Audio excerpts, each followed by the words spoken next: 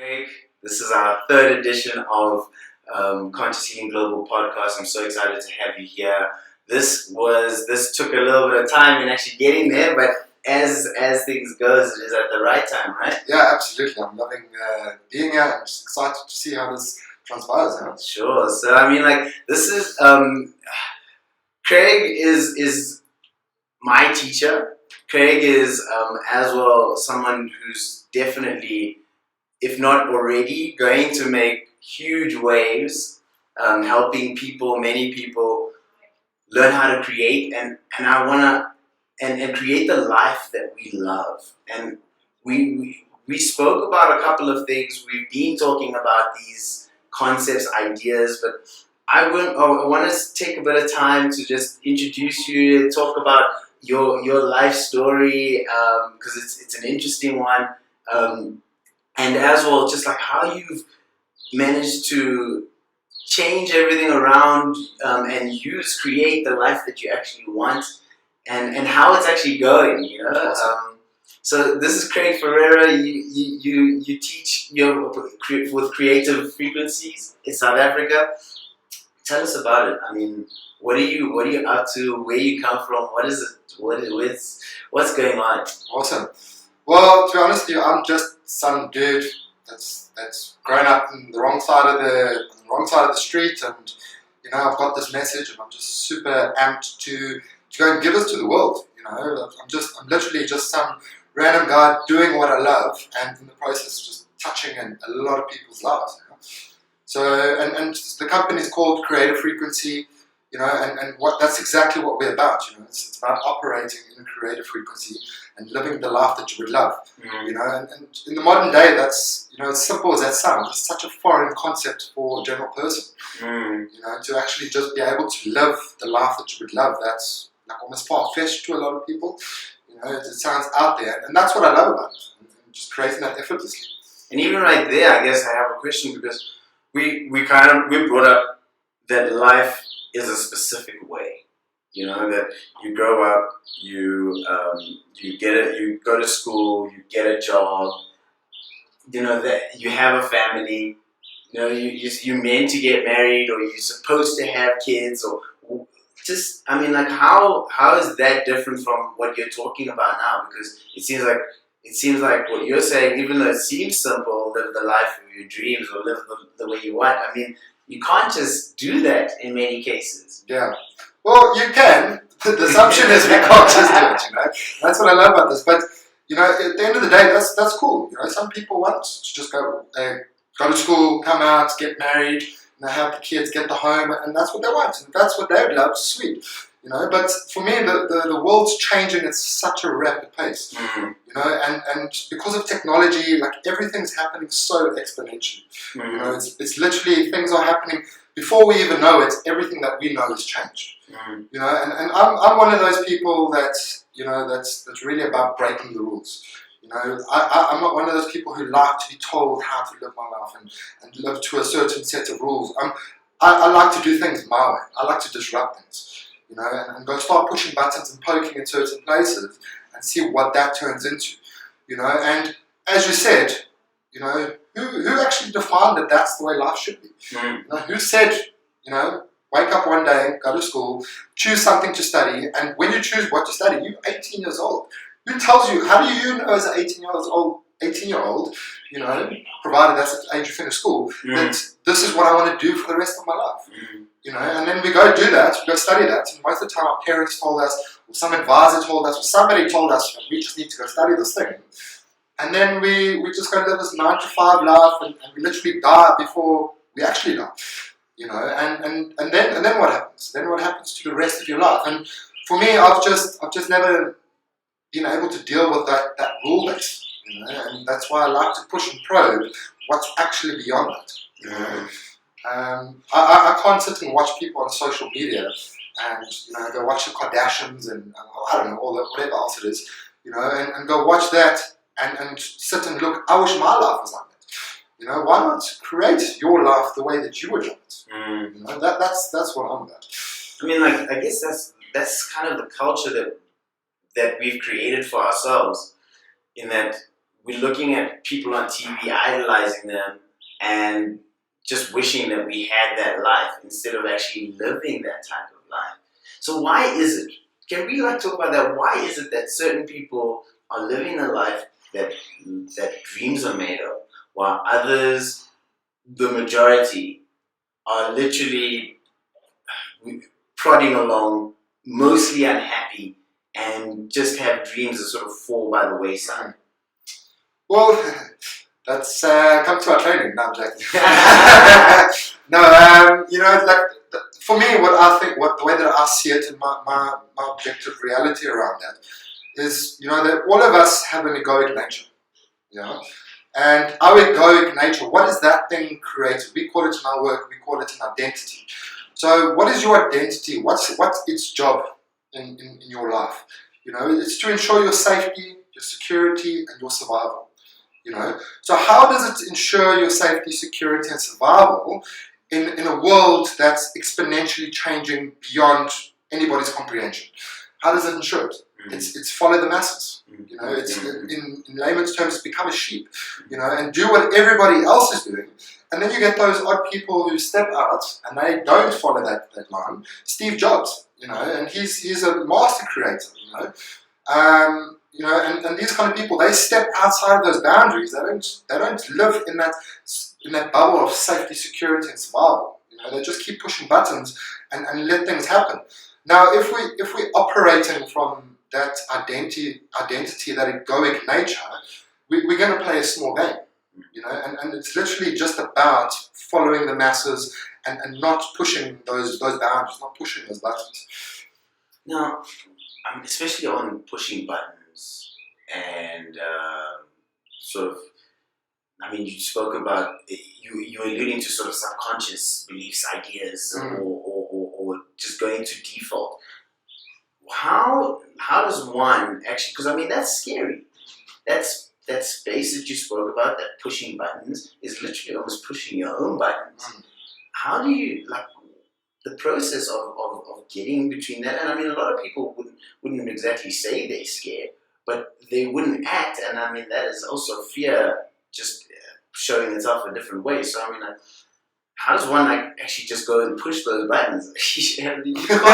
This is the issue. You can't just go and push the buttons. It's dangerous out there. This is what we're told. Awesome. Well, at the end of the day, it's not what we're told. That's what we assume. If you look at the world, actually, what's everybody, all these top people, they're only there because they are pushing buttons.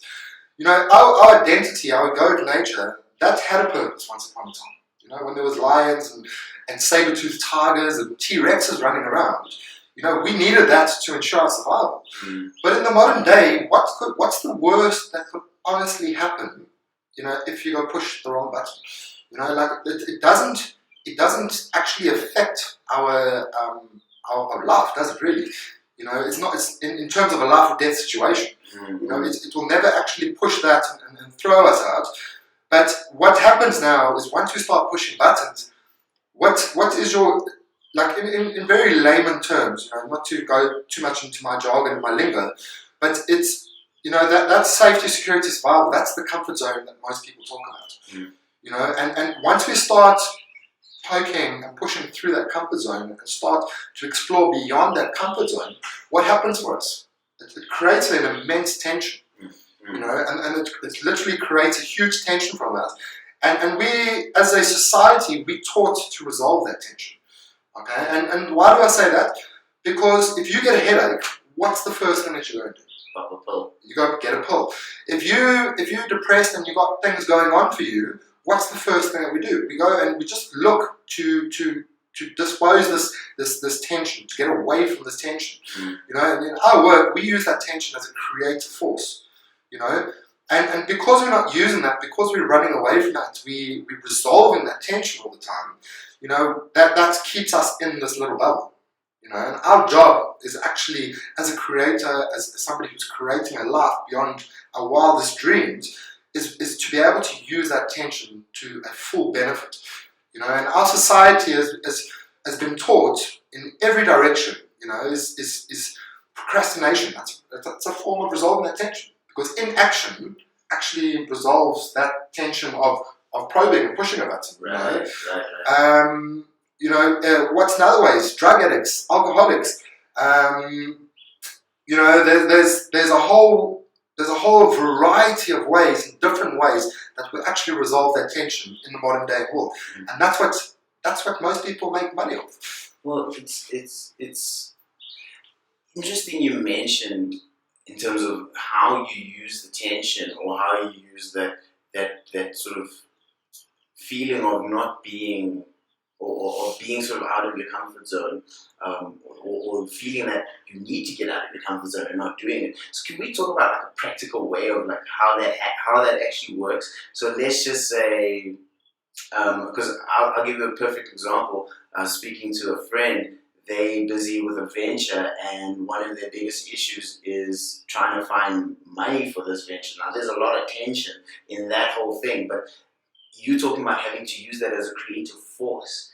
How does now one actually like tap into that creative force and that tension to actually find a solution? Because most of the time, I mean, the quickest way that I could think in terms of what you're saying, in terms of resolving it, would be go to the bank or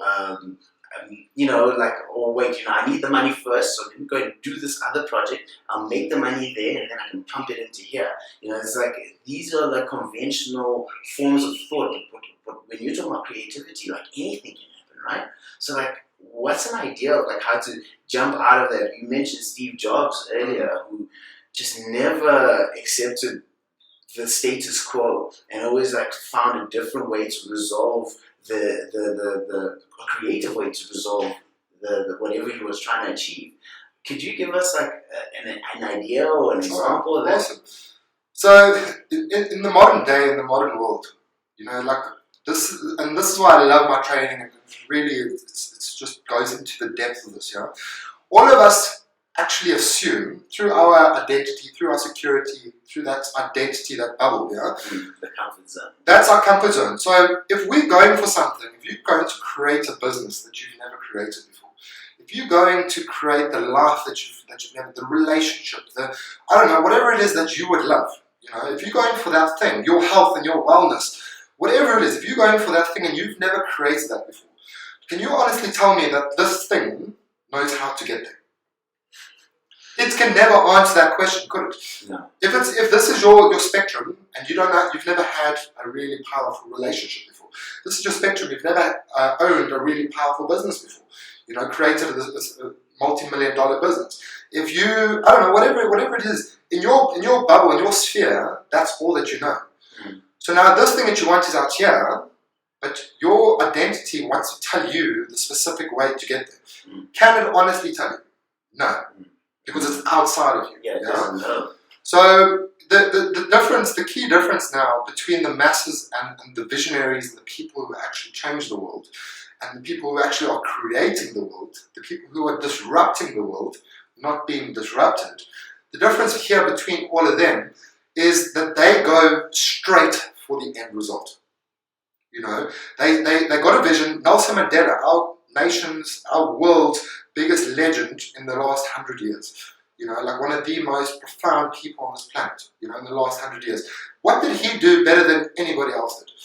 He had a vision, and he stuck to that vision no matter what.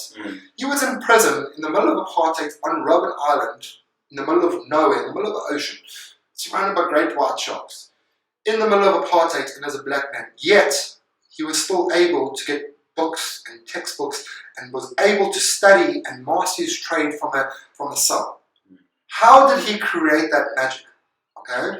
And if you take this into a business now, if you've got this business you're going for and you're looking for finances and you're looking for, whatever it is to make that business, then what are you being committed to? And you've got to commit to that. And how did Nelson Mandela create that magic?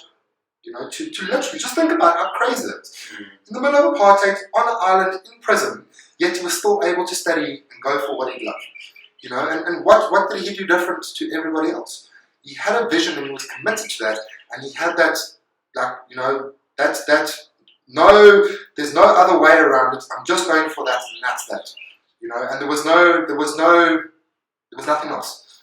And that's what provides this creative juice. I mean, like, it sounds a bit out there, because let's just break down a little bit what you were just talking about. First of all, one of the greatest men that has ever of the modern age, and you're talking about him being literally isolated. I mean, like, they're so rare, these people, and you're basically saying that all of us can do this. And going back to that talking about that business or whatever it is that you love to have or do. If I'm in this comfort life where I have my job and my family's happy with me, and the picket fence, that type of thing, whereas you're talking about, if I go out there, if what I want is out here, and out there's so many things that could happen that will be like, that could be very negative and or very positive. I can't even prepare for this. It's like okay, whatever it takes. So like I can plan to make a building, and then a tornado can come and just blow the building right over. Therefore, all my money, all my efforts, everything gone to nothing. And then it's like this is like the scary element of that what you're saying.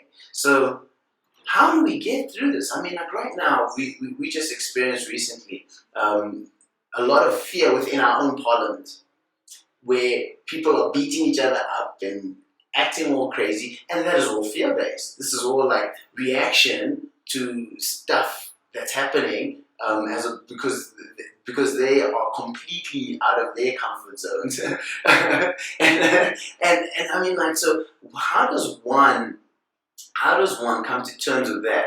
Because I mean, sure, you obviously, I'm sitting deep in my identity here, so completely looking out there saying, whoa, if I go out there doing things that is like unknown to me, and there's unknown factors out there, how am I going to be safe, honestly? Like, well, there's two very different topics there, but it all comes to the same. I think it all comes to the same point. Think about a caterpillar. Goes into its cocoon and becomes a butterfly. Mm.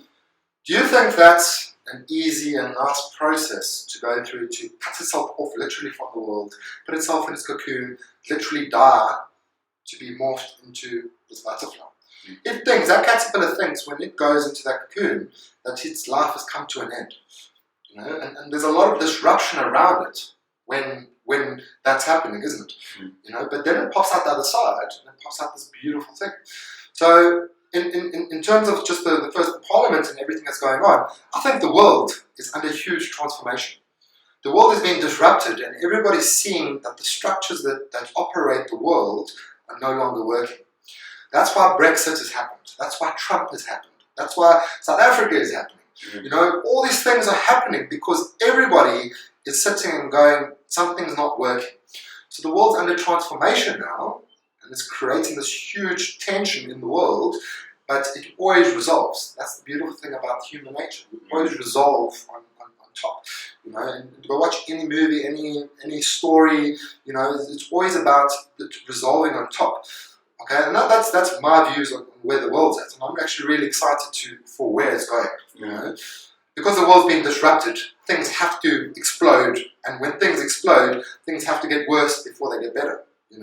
Same way, if we got an old building built up here, if we want to build a new building, we need to rip that building down. That causes disruption so that we can make space for the new building, even if we're just doing renovations or whatever. And in terms of people, like, it's in that fear, in terms of, well, it's up to you. What's more important? One of the phrases and one of the key the hitch phrase that we use in our trainings, in our work, is that your focus creates your reality. And so what you focus on, where you put your focus on, is what you create in your day-to-day life. Okay.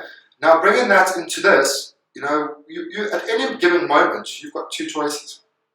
You can either perpetuate your illusion, which is your identity, your egoic nature of the world that you know, and you can keep recreating that, recreating that, or you can put all that same energy that it takes to do that and put that into creating the life that you would love.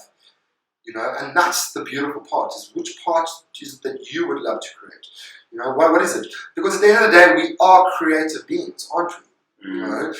We create everything, and one proof, look at our planet.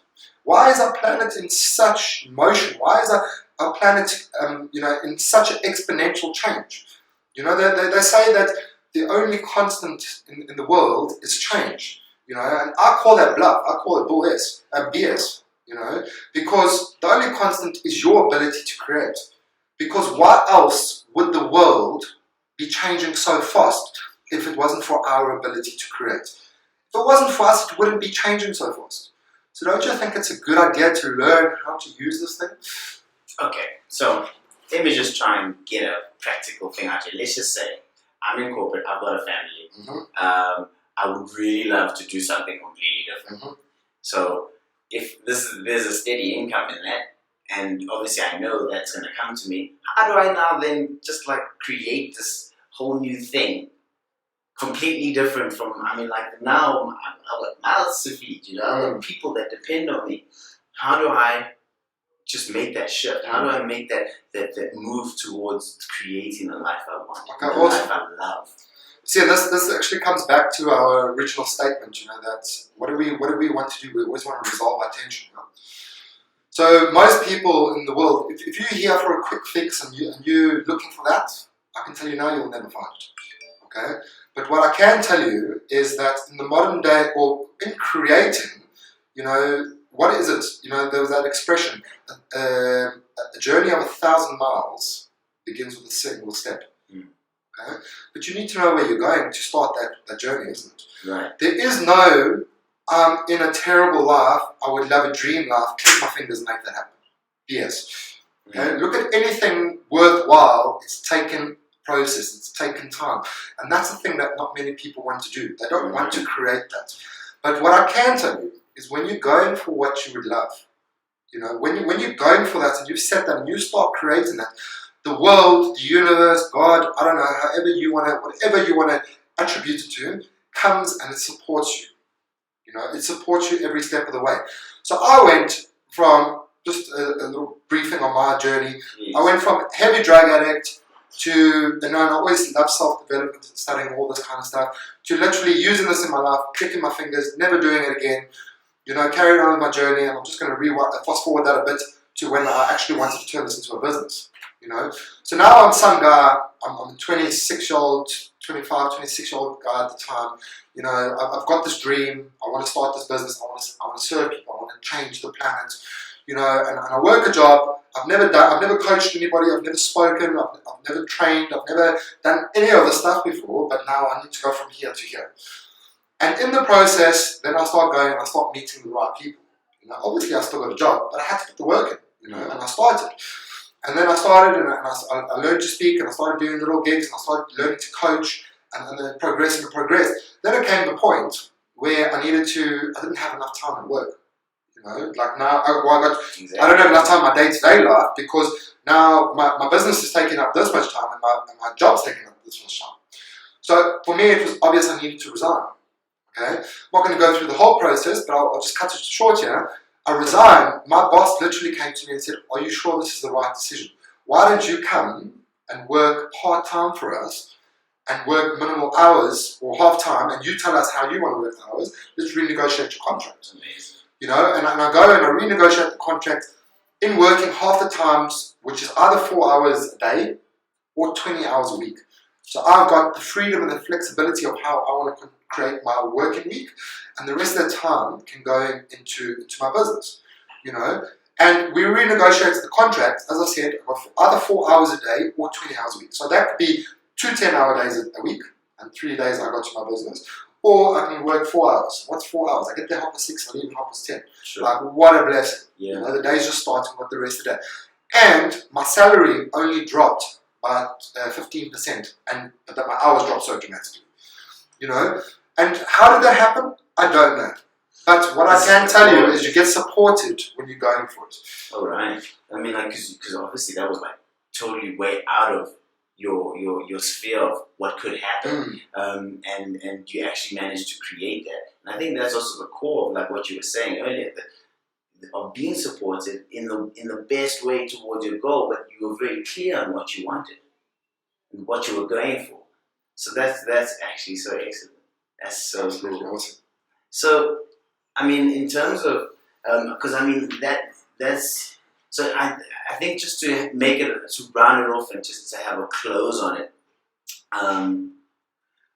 could you just give us a takeaway, something that we can just say, okay, let me try this thing that Craig was talking about. Let me try and create something. Mm-hmm. Well, on purpose, obviously, because we're obviously always creating, but I mean, more something that I can try and do and see. You know, it's, at the end of the day, like in terms of creating, so just to close it off, I guess. But you know, at the end of the day, you know, when you're creating, just think about, you know, when I'm talking creative, I'm not just talking artistic here. You know, we work on the premise that everybody has a genius.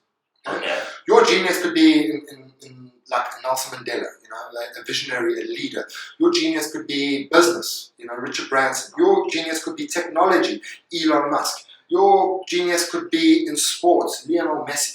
There is no limit to where your genius could be, you know. And ultimately, you know, as I said, a journey of 1,000 miles starts with a single step. Think about when if you're a painter, if you were an artist, you know, how does that painting come into being? You know, you got to start at a point. There's one stroke, and then one stroke turns into another stroke, and as you start to go, everything starts to take shape. You know, and as you start to move, the further you get into the image, the more you see how this thing's transforming. And that image, I know because I used to be an artist and I used to draw and paint in school and stuff, you know, is that what you start with and what you finish with is two different ballparks. It just gets better as you go, you know. And if you want to know if this works in your day-to-day life, you know, take a look at your life. There was a time in your life where you tried to start something. You tried to start a business. You tried to, I don't know, you had some dream, you had some vision. There was something that you were going for. And as soon as you put your focus primarily fully into that thing, there was like the serendipity that started to happen in your life. You started to meet the right people, things started to happen, things started to come to you. You know, it all starts to take shape. Okay? So you want proof that this works? Look at your life. You are a creator. You do this because it comes to you naturally. You know? If you're a parent and there was a stage in your life where, you know, you needed X amount of money for your child for whatever it was, you know, and there was something, and you never had that money on you. You never had the money, you never had the resources, you never had that thing. You know, you need to get money for their education, you need to get money for clothes, for school fees, I don't know, whatever it was. And then you needed to make this thing happen. You were fully, primarily focused on that thing, and you made that thing happen. How? Answer me, how did you make that thing happen? Okay? If you don't have kids, I don't know, there's somewhere in your life where there was something that you needed, and if you didn't get that, it was a life or death situation, but you made it happen. I still remember as like about 10-year-old kid or whatever, watching Rescue 911, the old Rescue 911 back in the day, yeah? There was this mother, she was driving her car, she had a big pickup truck, a big bucky, and she put her groceries underneath her legs while she was driving, and the 2-liter bottle rolled out the plastic and rolled behind the brake, and she was reversing, and her kid walked behind the car, and she couldn't push the brake in because the 2-liter bottle was there. And it was a small little petite woman, yeah? So eventually she gets the bucky stopped, the pickup stopped, and it's on top of this kid. You know, the wheel was literally on the kid's stomach. She hears the kid squealing. She runs out the car, and she ran to the back of the car. This little petite woman managed to pick that bucky up off that child to get the child out. How can you explain that? You can't explain it. If you look around the world, there's events that happen all the time, and you've got your stories in your life that you've created. So you want to question what I'm talking about? You want to question your creative ability? Just go back to these events and ask yourself honestly, how did these things happen? Brilliant. Thank you so much for joining us. I'm sure we're going to have this conversation a number of times because I mean, there's so much depth to what you're talking about. If you guys want to find out more about this, you can definitely check out the website consciouslyglobal.com, creativefrequenciesa.co.za. Just look around for Craig on Facebook. You're on Twitter as well. No, I'm just gonna get into the rest of the social. Well, either way, we as well gonna put a review because we did Eva and I did Craig's course, and it was really enlightening. It was the Create Your Genius, Meet Your Genius course. So we're gonna do a review, and you'll check it out probably on Craig's Facebook, anyways. So yeah, thank you so much for joining us. Great talking to you. Awesome. Been a pleasure. And just for clarity, it's creativefrequency.co.za. And my name's Craig Fereirra, so catch us out there, and looking forward to connecting. Cool. Thanks. Awesome.